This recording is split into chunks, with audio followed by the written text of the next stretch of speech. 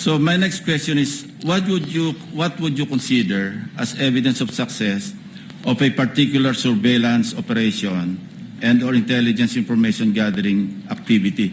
Ano yung evidence of success? Actually, walang specific na documents yung sinasabi ng Joint Circular, pero nagbe-base po kami dun sa mismong wording po na dapat merong causal link between the successful intelligence or surveillance activities vis-a-vis yung information given by the informer. Okay. Would an after surveillance report or after intelligence report ng particular na agent, would it suffice para i-consider yung evidence of success? I'm not referring to the entire operation. Kasi kapag nagsagawa ng surveillance, nagsasagawa ng after surveillance report, whether negative or positive, would you consider that as evidence of success?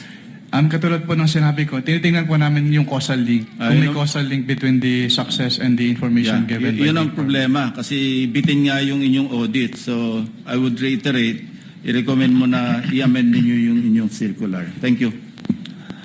Thank you, Senator Judge.